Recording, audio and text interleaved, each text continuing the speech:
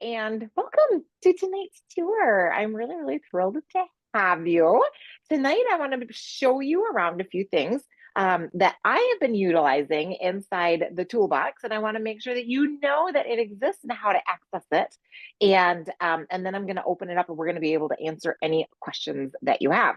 So first of all, I want to make sure that I'm highlighting the new Audit-Proof IEP booklet. So it's probably going to be blurry as I do this. Now, this is a 45-page booklet. Let me look. Nope. 38-page booklet that is the Audit-Proof IEP Goal Bank. As members of the Professional Academy, you have this. And in fact, you have had it for months. The members of the Professional Academy have been piloting this inside of the toolbox with the linked lesson plans. This is the assessments. From the assessments, you can get IEP goals. From the IEP goals, you can get some objectives. Then the Professional Academy goes the extra mile where you actually get individual benchmarks, linked activities, and data collection sheets. However, I do want you to know I'm pretty excited about this because it is now official and it is now a free resource for people to have. So if you know anybody who is not a member of the Academy, or you just like to kind of have a PDF document, then just know that you can download this. It's in the free store and you can share it with people. Again, as a Professional Academy member, you get that plus the actual linked activities, the benchmarks, and a few more goodies inside. So feel free to ask any questions that you might have about that. Also, during the time, feel free to put any questions or any thoughts inside of the chat box anytime. All right. So first thing I want to do is I want to make sure that you know how to log into your account with the Professional Academy.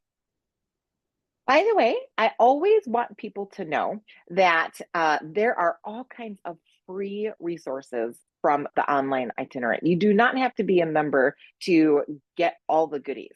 And what I like to point out to people is there is a section here called View Our Full Store. And when you click on that, these are the extra, well, these are all the resources, including our free tools and resources. If you are a member inside the Academy, you have these. These are already inside of the Academy for you. But then we also have them for people who are not members. Then we've got the actual memberships. We've got 3 kinds of memberships. We've got the Deaf Ed Summit, which is all the trainings, again, that you have inside the Professional Academy. But some people don't need all of the other goodies that are inside the Academy. They don't necessarily need the toolbox. They don't necessarily need the community. They just need professional development. Maybe they're working on training. Maybe they just want a conference-like experience. So that is the Deaf Education Summit. You should know that that is 4 months of access into all of our on-demand trainings. And that's all. There's no other access to anything else, but it is unlimited access for 4 months. Next to that, we do have our Professional Academy Gold.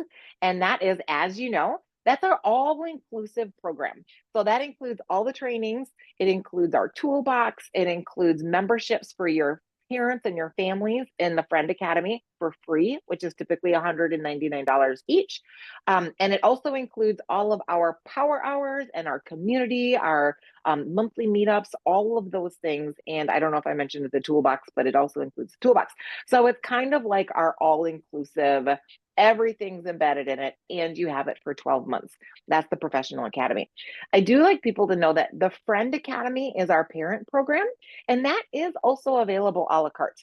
So inside the Friend Academy, this is what, as teachers of the deaf and hard of hearing, you can provide this for your families for free under your Professional Academy membership.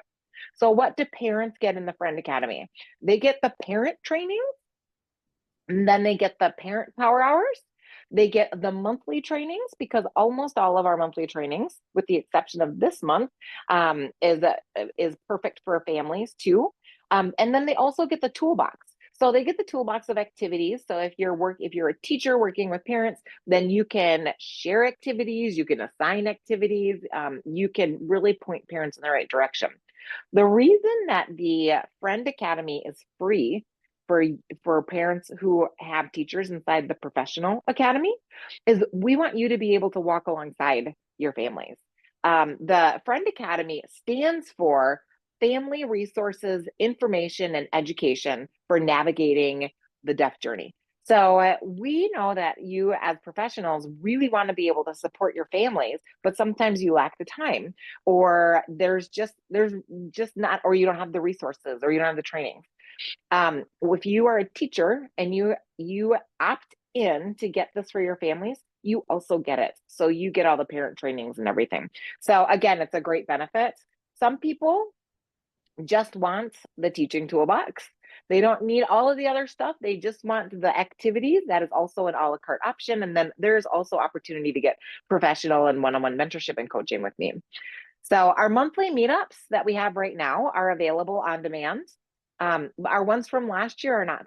So you have to get them this year. But in any case, I just wanted to point out to you our store, because a lot of people don't realize that you can just get some individual things. And then we also have some 5-day challenges. We just wrapped up our 5-day challenge. That was kind of a treasure hunt inside of the Professional and Friend Academy.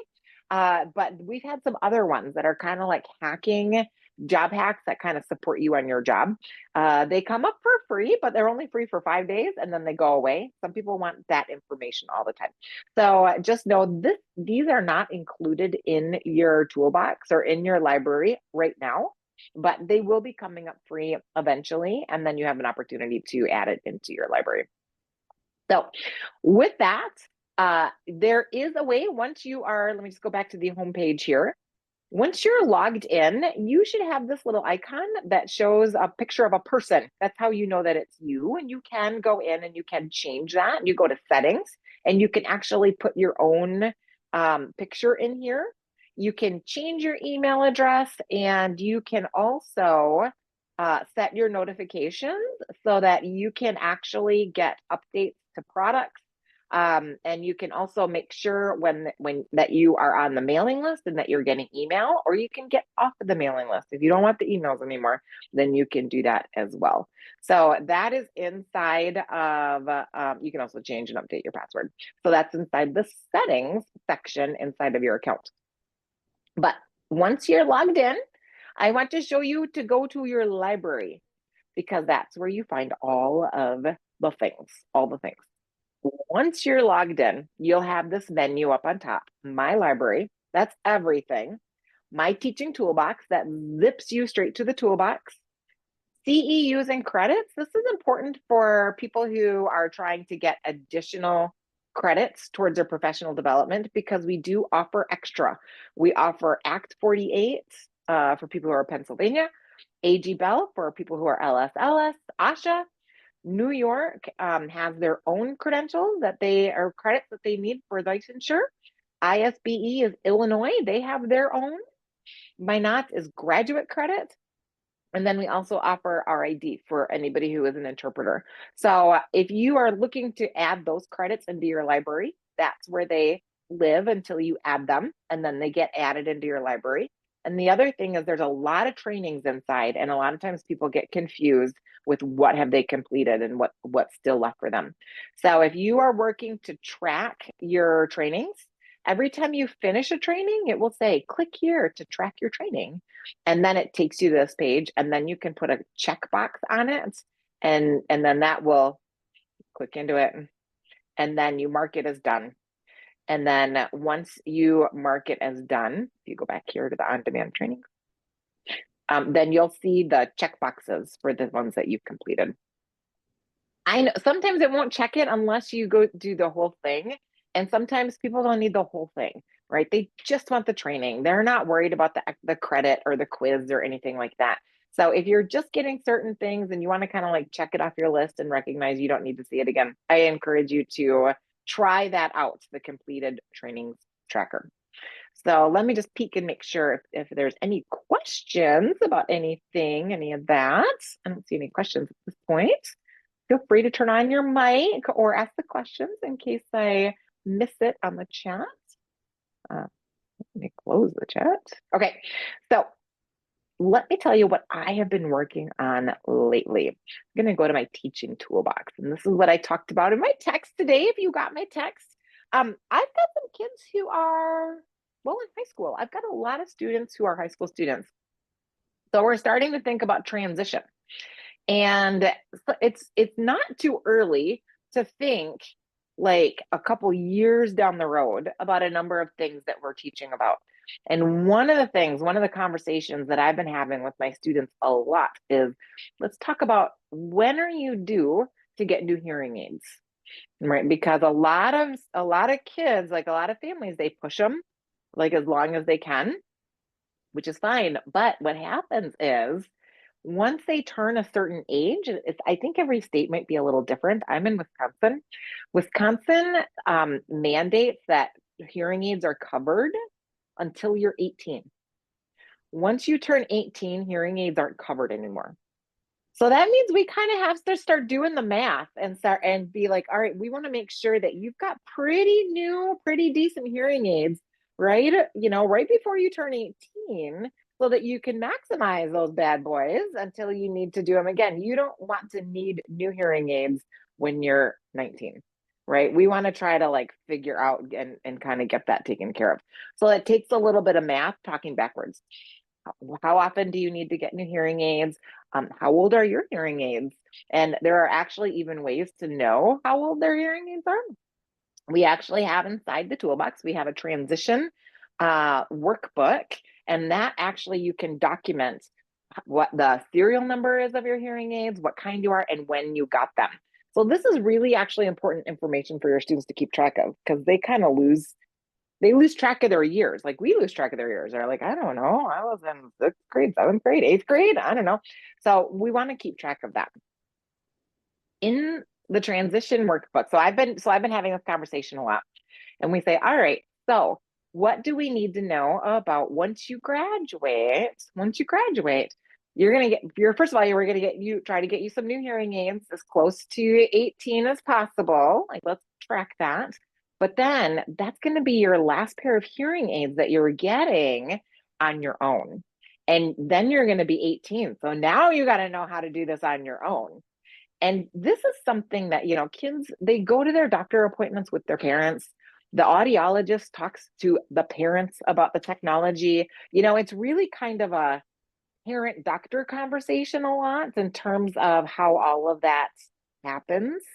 And sometimes the kids are not so much in that conversation, but there's going to be a last time that happens, and all of a sudden they're going to be responsible to do that. So there are a couple of resources in here that I want to make sure that you know about.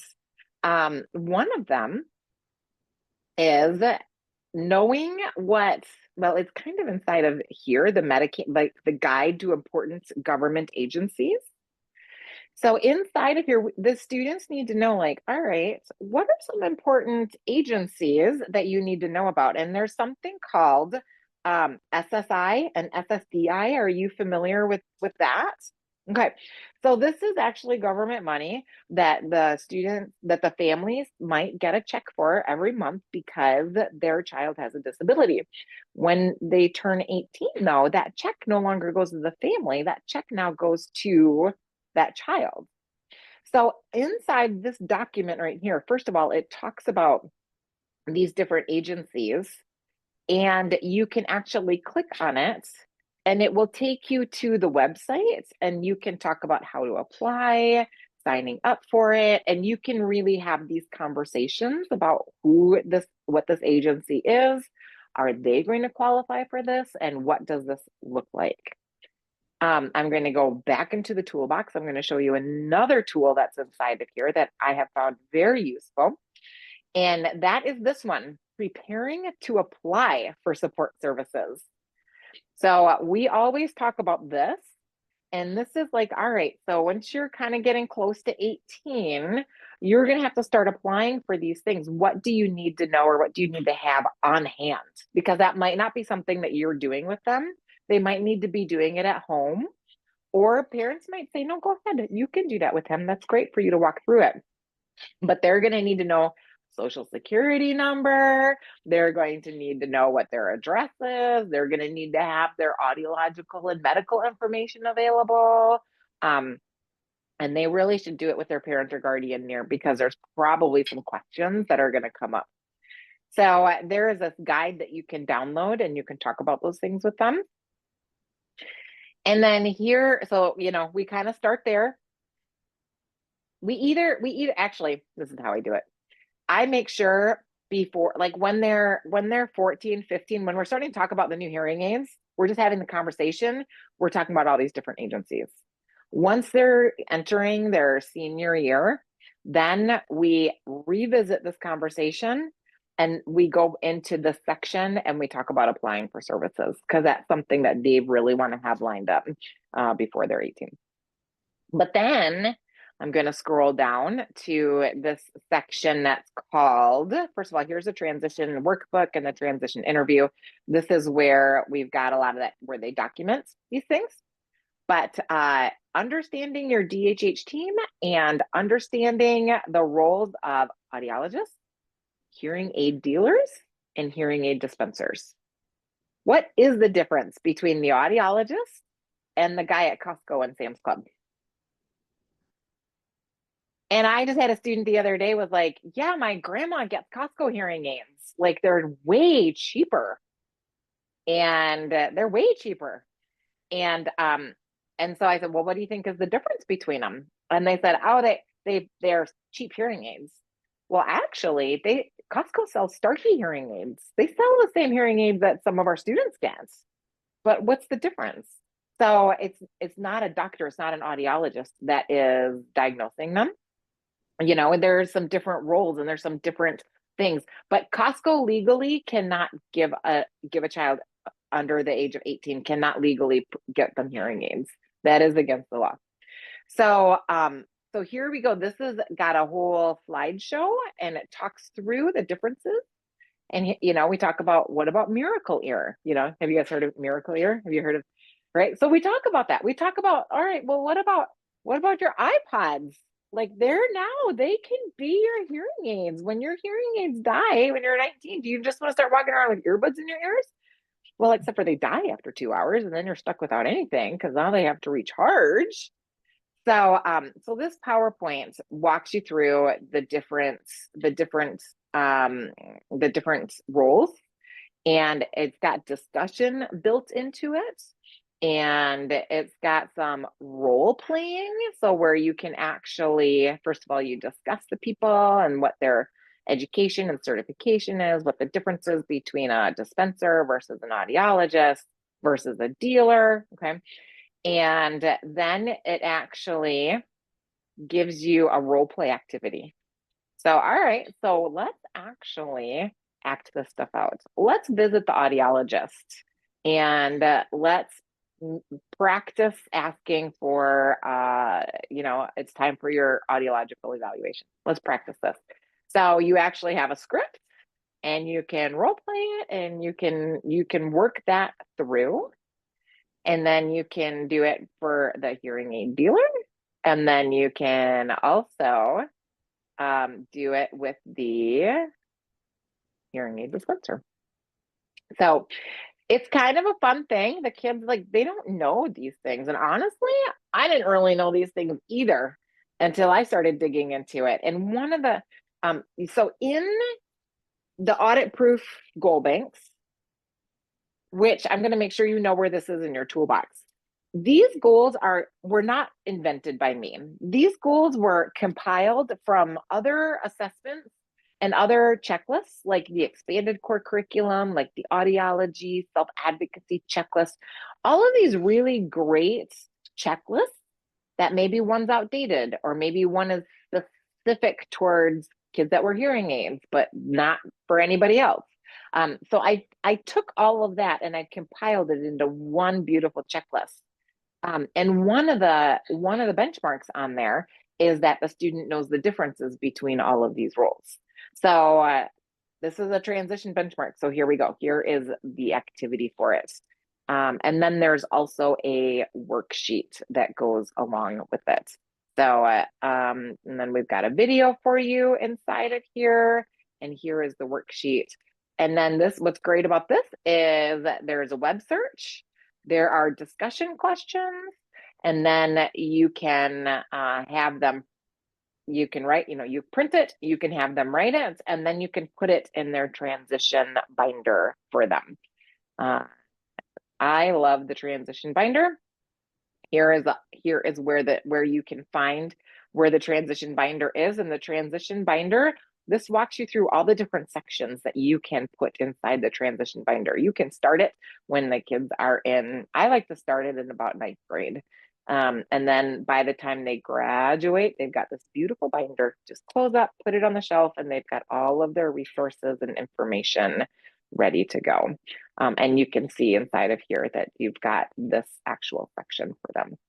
So inside this section that's called the binder, all the things are written here, and then you can click directly on it, and it will take you to that section for you to be able to print and add to the binder.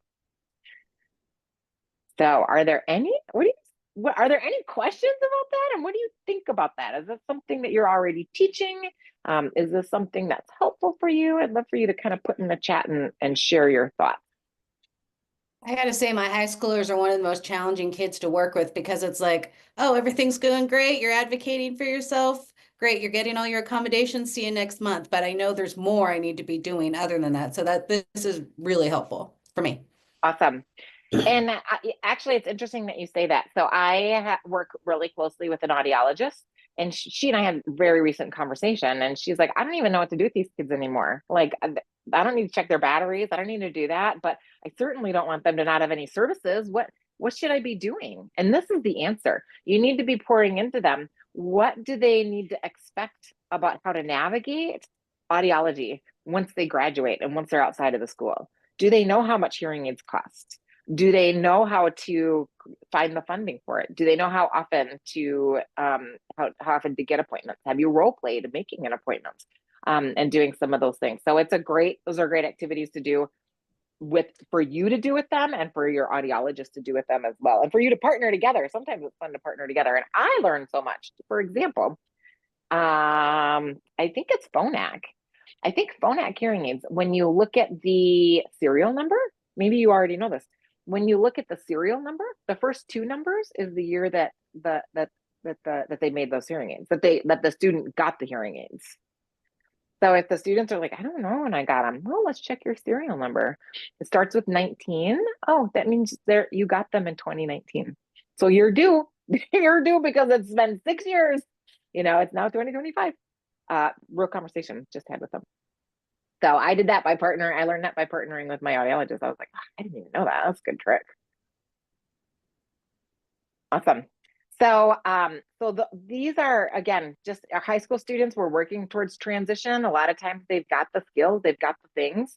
Also good for parents, right? For them to kind of get these worksheets. A lot of times I've had students whose parents went to Miracle Ear because they couldn't afford the hearing aids. So they went to Miracle Ear. And what's the difference? It's a fraction of the price. And we can talk about, well, actually, there really is a difference in that hearing aid versus what your child would get with these other hearing aids. All right, so as long as I'm here, let me just kind of make sure that you know a few of these things. Up here at the top, you'll notice there is a little star on here. If you like something, or if you're continuing to go back to something, if you're like, yeah, this I'm going to continue to do for the next month, when you star it, it becomes a favorite. Now it becomes a favorite. So when you log into your teaching toolbox, so this is my creative transition binder. Okay. When you log into your teaching toolbox, there it is. It's going to be right up on top for you. So you won't have to, constantly scroll to find it and where is this or anything like that. So that's kind of a nice tip. Another great tip is if you're trying to find something and you don't really remember where it is or what it's called, there is a little magnifying glass here, and you can search it. Let's just search hearing aids.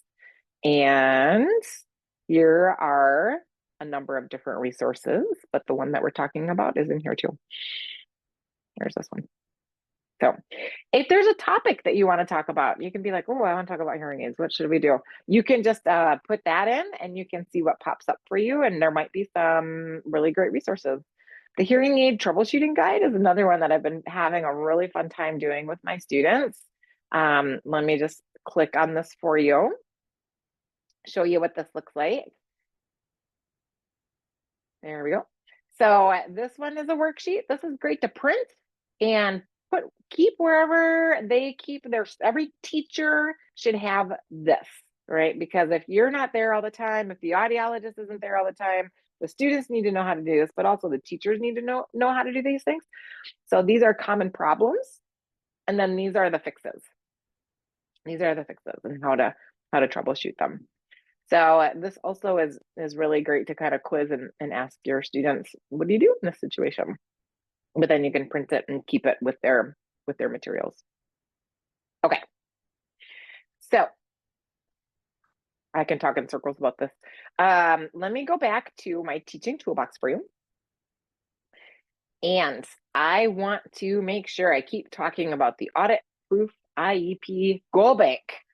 And this bad boy right here, it's in blue. Okay. This is it. This is, I know that people are really busy. That's why this was created. This particular resource was created for you to really, truly lighten the load for you, to really, truly be an easy button for you. If you haven't looked inside of it, I'm going to show you what this looks like. There are 3 sections right now, and these 3 sections are represented inside this book. Again, this book does not have everything that's inside of here. The Professional Academy has way more, but this book is a good start for if you're not a member or if you're just kind of looking for a quick resource. Inside of here, you click on the skills, and there is a checklist. There is the goal bank, and then you have access to the data sheet. Inside this checklist, now it kind of depends. Self-advocacy has the checklist and the lessons bundled into one. Some of them actually have the checklist first and then the lessons on a separate page. It's the same thing, just with extra links. But this is your assessment to see where are your kids at? What are their needs? So you can get a look at it here, but you can't mark this one up, but you get to download your own copy. So you download your own copy. Now this is self-advocacy, which, by the way, this version of self-advocacy only goes to 5th grade. Not to say self-advocacy stops at 5th grade. It doesn't. It's just that after that, it becomes part of transition. Once you're in middle school, self-advocacy is a transition skill. They have to know how to self-advocate. And this also goes with self-identity is the same thing. There's a baseline of self-identity, but then after that, being able to be strong in who you are is part of a transition skill. So because of that, the transition checklist is really big because it embeds all of it in there. And the transition checklist kind of gives you between 5 and 7 skills a year between 7th grade, 8th grade, 9th grade, all the way up through graduation. But anyway, what happens is you're going to be able to make your own copy of this checklist. And what happens when you do this is you just take it and you're going to rename it. So rename it for your student. So I'm going to call this TS because that stands for test students, right? And I've actually been using this a bit. I have a ton of IEPs happening right now. So I use my checklist and I go through it. If I've got an older student, I kind of will work backwards. I work backwards and I kind of want to see where are they at, because this is my goal, is for them to be here. So I want to work backwards. But I'm going to do that just to kind of give you a sense of what this is. So this is grades 2 to 5. So you just check off what they can do and where they're at. So if they've got all the skills in this area, then you ask them. If you are not sure and if they can't answer, then actually these activities we'll help you ask them and have the conversation with them, and we'll help you assess them. So you click on the activity and it will take you directly to that activity. So here you go. Here's how you can assess the question. You can assess it right here. But let's say you put however many they've got, right? And you work your way all the way through, and then you get the rating scale right here, and you're going to get your percentage. So how many did they get in each area? Here's your percentage. So let's pretend that they've got 8 out of 18. On the level is, this is the intermediate level of self-advocacy. So we're going to go to the Audit-Proof Goal Bank. We know that they've got 8 out of 18. And you just you're going to go to the intermediate level. Here's your goals. So here's your goal is, here's your goal, the early beginning goal. But I'm going to go to the intermediate level here. So I go to intermediate level. I guess the intermediate level is actually our beginning level. So I go to here we go, beginning. Here we go. Okay, grades 2 to 5. So here's the annual goal. And I literally copy and paste it into the IEP. I insert my baseline number, I insert my goal number, and I personalize it, make sure I've got my student in here. And then now we need our goal. A lot of schools want objectives. So our objective is that they are going to work on, this is the beginning understanding of hearing loss. So here's our major goal is that they're going to advance from this level to that level. And here's our objective, that they're going to be able to master in a beginning of hearing loss. And then here's our benchmarks. So you can, some schools want benchmarks, some schools don't, but you can literally copy and paste it into your IEP. And again, now that you've got that as your goal, you have all the lesson plans to be able to teach it. So you just go back to this. So for those of you who are like, oh, Stephanie, I don't have time to even get inside of my account. I don't know where to start. I don't know how to find the lessons that would work for my students. Start here. Go to the goal bank. And then you can even look at like, oh, this is what I'm teaching right now. This is what I want to work on. Even if you're not assessing, it's just your map. It will take you directly to that lesson of that skill that you are trying to teach right now. So this is a really great resource. Again, the goals are in here, but not the individual benchmarks and not the lesson plans. So if you are a professional academy member, you really have a one-stop shop, one-stop shop inside of your library. So this is where I like to pause, and I like to open it up, and I like to see if there are any questions, or if there's anything that you're looking for that you are wanting to work on with your students, or that you're wishing was inside the library, that you're wondering is inside the library.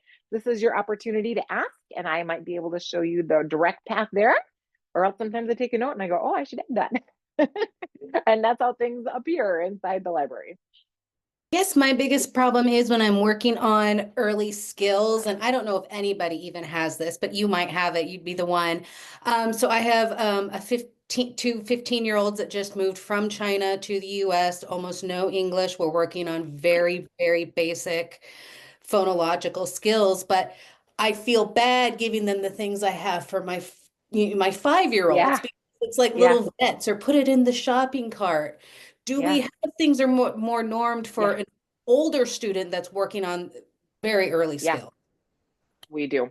We do. And actually, I've got a student just like that. I've got a student who just moved from Africa, and he's 14, and he has had no language. Now, this kid's a sponge. He's just like, give it to me, give it to me.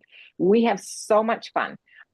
So where I start with him, and I've actually got a couple of materials that I want to show you. But I go into the language building area. This is item number 1 that I work on. And I like to go to this wordless picture prompts. Now there's going to be more of these building in here, but there's so much that you can do with this. By the way, our next IEP goal banks will include language and sign language and auditory language. So these areas, this language area will be exploding. But there's a lot, as you can see in here right now. So we've got the wordless picture prompts, and then right here is another wordless language prompts. So you can go to either place. But this is what I do with them is when you click here, click here to access the wordless prompts. So you click right here and it brings you to a bunch of pictures, right? I have so much language that I'm doing in this. Like we talk about who questions. Who do you see? Where are they? What are they doing? How are they feeling? Why are they so happy? What do you think? And then we kind of look around there, we build on that language, but these pictures aren't for little kids. These pictures are really language rich, and you can have a lot of conversation about what's going on, but it's all very like, we talk about this here. Okay, where's the one that I was doing with my student today? So my student today, we were doing this, right? This picture. And he thought that they were excited because the teacher said it was time for lunch. I was like, awesome. Yeah, that's exactly what happens. And everybody's like, who wants to go to lunch? I do. So then we're like, let's talk about lunch. What do you think they're going to be eating? And then, well, what's your school eating today? Right. So it's very natural, give and take language, very meaningful. Okay. So this is that resource for language building. You can do it in sign, you can do it in auditory. These aren't baby, these are not, these don't feel young, but they're very, very meaningful. Okay. So let me show you, that was that one. The other one came from Kimberly Sanzos, who did our language deprivation training. She's from Language First. And she also has some wordless pictures. Let's see. I don't think these are the same ones. Okay, so these are some more pictures. And there's more that's going to be coming. Okay, so that is just for language building. Also, when it comes to listening and word discrimination, so I mean, that's another thing, teaching them. First, they have to get the words though. Before you can do like the language discrim, you have to have the language. Okay, that's number one. And there's actually quite a few things in here. So for example, this builds on that. So before I go to word discrim, let me just kind of continue here. So after you've done the pictures, then this actually builds from this because it uses the same pictures. And it's this little spinner wheel that we got in some of these lessons. So here's that same picture, right? But now you're Not find specifying that. I the was looking question. for. You were looking for this one? Yeah. Yeah. So that's in the language enhancer. And we've got a number of activities that do this, has the spinner. I would also say, Michelle, the calendar concepts are really meaningful and really good language too. So anyway, I gotta move my Zoom thing here. I do know Pictures he's are got, ESL for 2 periods where they do just calendar stuff. So this is really good. Oh, okay. Okay. So here we go. When is this? What's happening? So they get to spin it and they get the questions. The kids love this. The kids love it. Okay. So now when it comes to being able to listen, because that's another thing, they're learning a different language and they have to learn how to discriminate between the words. So this goes to auditory training in this section. And these are the ready to go skills that I really like because they're not really seeing this. So you're saying, I don't want it to look like real childish stuff. I want it to be, feel like they're high school students. So here's one for Valentine's Day. This is often what I do for my warm up stuff with my students. They don't see this. This is, and it might even be a QR code down here. No. But you say to them, you say these 2 words and they have to listen and tell you if they're the same or if they're different. So they don't need to know the meaning of the word. They just need to exercise that muscle. Heart, heart. And when you're learning a new language, right, that's really hard. You have to really work out that muscle.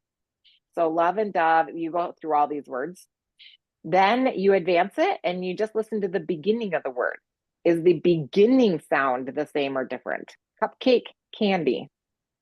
So the S means same. So you can, and you check plus or you check minus whether they got it.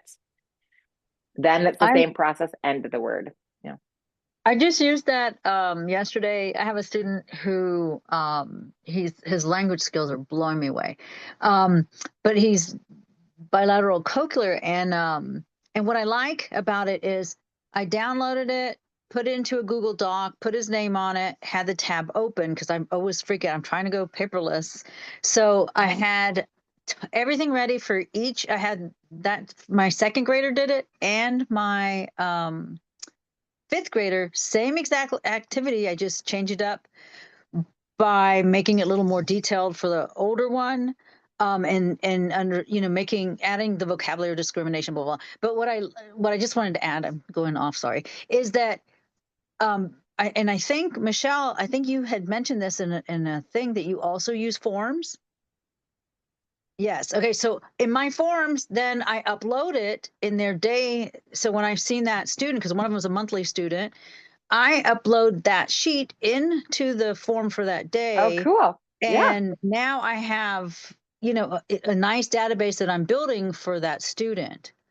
Love it.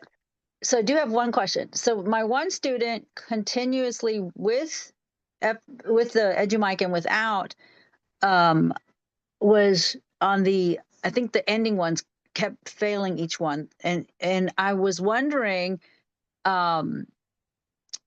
was it that the instructions weren't clear? So I said the instructions again after we did all the way to the end, and then we went back up to that one. I repeated the instructions and did it again and just made it sound like, well, now we're going to do it with the EduMic, and it was worse. And so then I thought, okay, is it really ending sounds, or is it that the directions aren't understood? And so I thought, let me leave it for right now. And so where do that threw me a little bit, because I thought,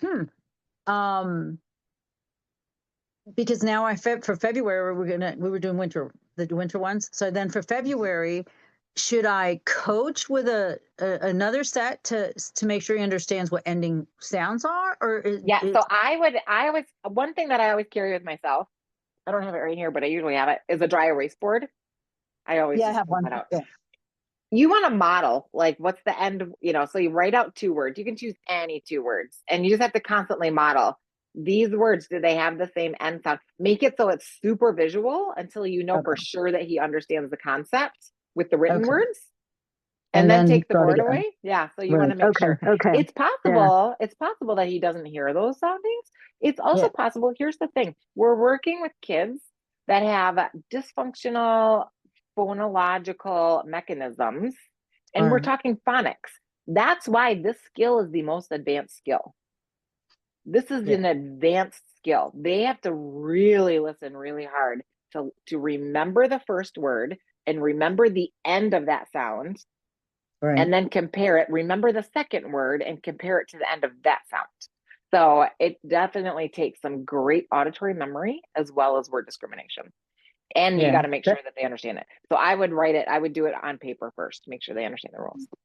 So it's kind of cool, because my takeaway from that was, wow, the second grader for that particular type of exercise is so quick, repeats everything, and can compare it, can do the memory backwards exactly in order and frontwards.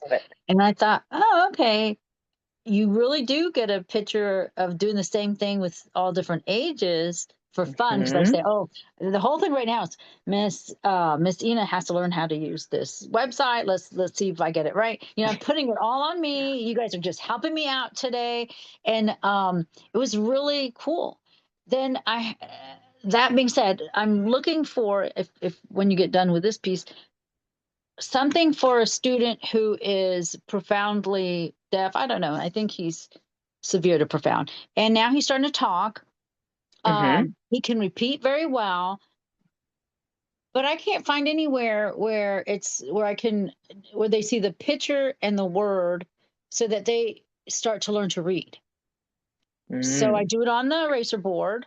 And like I put it, you have some game where you hit them.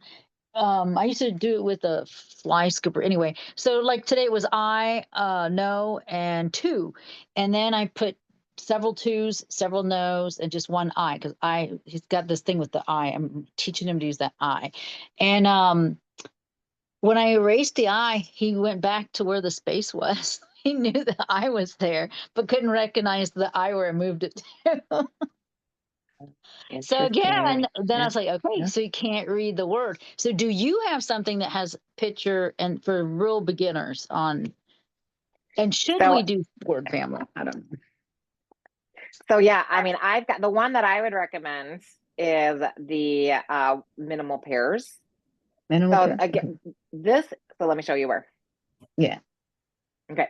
Yeah, this is, Again, you can I search have it. to come every Tuesday to start learning everything. Is so wow. Well, you're doing it the right way, because what you want to do is you want to say to your students, let's play. I have this toolbox. I have this toy box. Let's open I have to things prep, up. What do otherwise you I get think? Let's too. find something new in here, right? So this is under auditory training. Okay. And you're going to go down to, it's called minimal pairs. Now, minimal pairs is the 10 levels of auditory discrimination, starting with the very, very, very basics. So this is great for any kids like new cochlear implant users or anything like that. So I mean, this is not where you're at, but just to show you what this looks like, you click on it, and you go down to the PowerPoint, and they have to discriminate the difference. Up, up, up, wee, right? So this is very, very basic auditory discrimination, but you do notice that the words are here. Okay. So then it gets more and more difficult.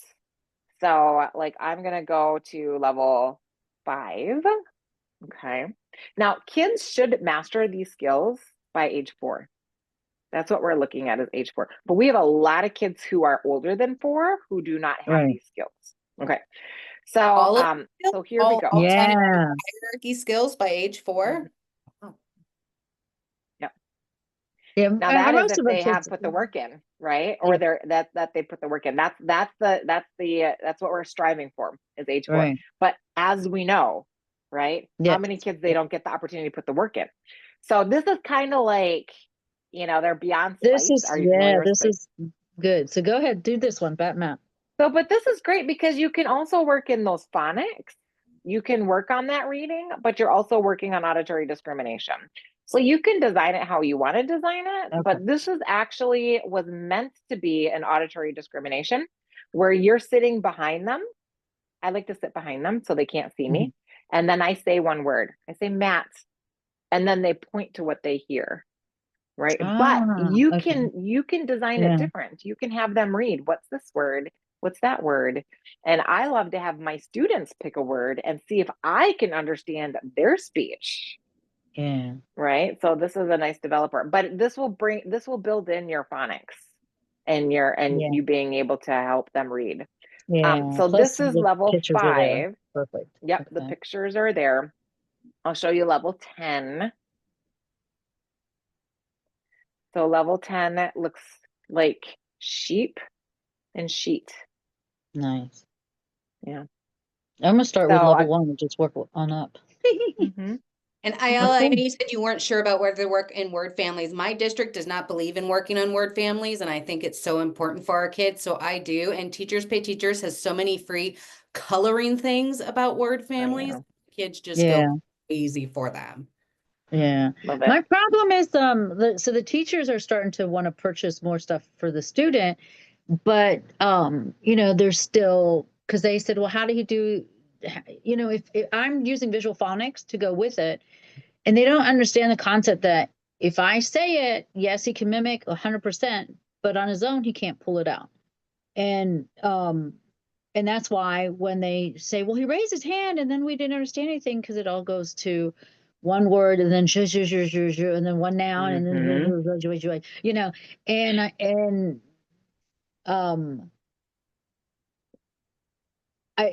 I just, because he's finally talking in front of people, because Mm. the only person that knew he was talking was his family and me. Yeah. So um they're excited because they're hearing him talk. So Mhm. yeah. Yeah. I don't- So these are good activities for that, like having him build that ability to say a word and you guess what he's saying, in these pictures. And by the way, so this is a closed set of 2. Once they graduate to a bigger set, then you show this great big picture. And then they have to scan the whole picture to Wow. find which, and choose one. So it's kind of like a Yeah. Where's Waldo type thing, but with words. Yeah. Um, so I think that might be a helpful tool for Yeah. you I think so. for this. Yeah. Yeah, Definitely. great. So this gives you a nice little peek of what is inside. This is the special program that is offered from the Online Itinerant, and it includes lots of on-demand trainings. It includes this particular Tuesday tour is available for anyone and everyone. Come in, ask the questions. Like she said, so I've got this kiddo, this is what I wish I had. Do you have anything like that? And I can go, yeah, like let's look at right here. Let's do this. You get to talk to each other, you get to see what other people have. Thursday nights are our like members only nights. And this is when we do our power hours. We've got we've got live trainings. Is everybody signed up for your live training this week or on Thursday? Everybody. So this is the live training this week. You don't have to be a member. You can purchase it, but it's included in membership. Is about being on the itinerant model and the Danielson framework for teaching. I don't know if you're familiar with that. That's the teacher evaluation that many states use to evaluate teachers. And the itinerant teacher doesn't fit nicely into this framework, but you're being evaluated on it. Your administrator is coming in and they want you to demonstrate all the skills. And you're like, like, how do you manage your classroom? You're like, well, I don't have a classroom. I'm not exactly sure how I'm supposed to manage that. So, they ask questions like that. And so this particular training on Thursday is going to be specific to if you are an itinerant teacher, how do you provide evidence that you actually do provide these skills? So again, that is a member benefit, being able to automatically have that available to you as well as the recording afterwards, so you don't have to attend live. So Lisa, we would love to have you as a member inside the Academy. I think you've met 2 ladies here who are members who can talk about it and kind of see what it is. But that's one of the purposes for the Tuesday tour tonight, is just to show you around and introduce you. And this again is our newest resource that you don't have to be a member to have, but it is a great starting point for you. So then last week, Thursday, I think both Michelle and I was our first Thursday, right? Yeah. And it was such a great takeaway, especially because at least for me, I'm very out here totally alone. And it just feels like to hear and have that exchange that is so on the same level. It was awesome. Isn't that so fun? I love the power hours. Yeah. People say, Stephanie, how can you do this every Thursday? I'm like, I love getting together with these people. I mean, it's just so energizing and you just learn so much. And there's so much great knowledge out there, and there's so much great experience, and people are doing so many neat things. And you can be brand new in the field and bring something so amazing to the table. Or just to be able to have a question and be able to be around somebody who's kind of like, yeah, that's happened to me. I've done that too. And be able just to kind of have somebody walk alongside of you, so that you're not feeling just how you said, just kind of like all alone. So that's the purpose of the Online Itinerant. So those power hours, this first Thursday is our training. Second Thursday is our professional power hour.